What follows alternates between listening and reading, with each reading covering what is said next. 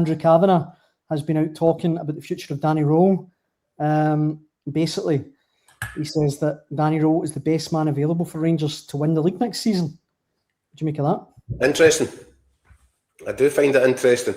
I find it interesting that, you know, this was sort of an impromptu press call today. I think it was the tail end of last week that certain guys were invited down to Ibrox to meet with Andrew Cavenagh. He clearly wanted to get messaging out there.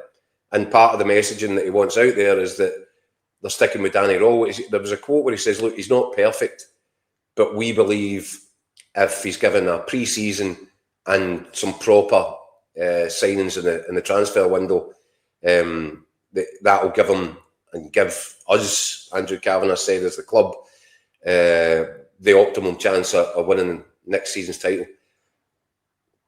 Interesting. I just wonder if he'll be saying the same things in a couple of weeks' time, or if something else might happen. Well, I mean, are you still? I'm just not convinced that Danny Rohl starts next season as Rangers manager. Interesting. And I should be, because I take Andrew Cavenagh at his word, and he's come out in very emphatic terms to say that that's exactly what's going to happen, that Rangers want Danny Rohl. Danny Rohl wants to be at Rangers, therefore it will happen. I just have a watch this space feeling about the Danny Rohl scenario. And I can't help but feel that he's made matters even worse for himself with the whole James Tavernier debacle last week. So let's see what the summer brings for Danny Rohl's concerned. I think maybe even we won't need to wait to the summer. I think as well. I think Danny Rohl would quite like to go back to Germany. It's not based in anything. His family's there. I think he might have seen the asylum that is Scottish football and thought, do you know what? If I can get a gig in the Bundesliga.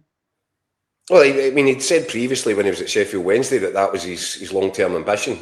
His immediate ambition, actually, at that point, I think, was to get to the Bundesliga. That's where he wants to manage. You can't blame him for that. But I do think that there is the potential for an elegant exit strategy, if you like, that suits all parties. And maybe, put it this way, if I was Andrew Cavenagh and I thought there was the possibility of a German club coming to the table this summer and asking for permission to speak to Danny Rohl, well, I think I'd be saying roughly the same sort of things, getting the same messaging out there. Oh, Danny's going nowhere. We love him here. He's our best chance of winning next season's title. Effectively, you're talking up a price.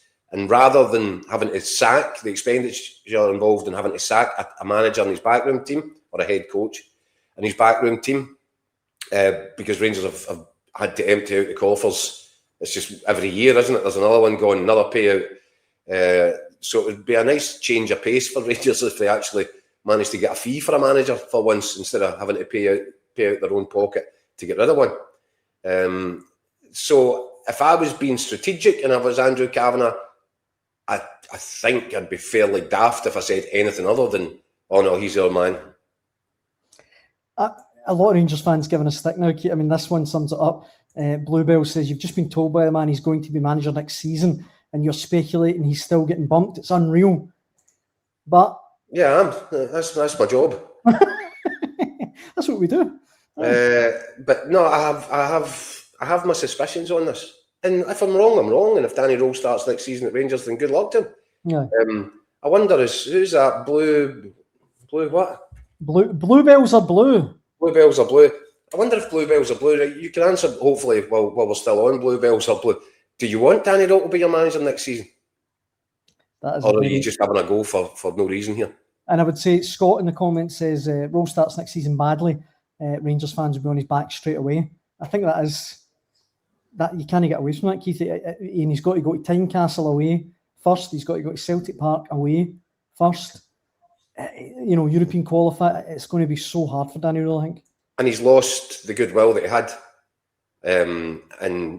Scott McDermott said that, if Rangers had ended strongly, and even if they'd been pipped at the line in this title race, I think the goodwill would have been there from the start of next season. They'd still be singing his song. They'd still be right up for it. I think there's been a lot of damage done to his credibility. And it just comes back to what I've said all along. He's really an inexperienced manager. And I don't understand any other way. I'm struggling, and I struggled at the time of his appointment to understand how 18 months at Sheffield Wednesday was qualification enough to become involved in the discussion about becoming the next Rangers manager. And I think that we saw, and we have seen over the final few weeks of the season, that inexperience played a big part in some of the things that went wrong for Rangers. And I include the whole Tavernier situation because that was just so unnecessary. And an experienced manager doesn't allow that to happen. It doesn't then seep out from the dressing room, get upstairs into the boardroom, and have the whole club in a state of alarm, people making phone calls. Where's the captain going?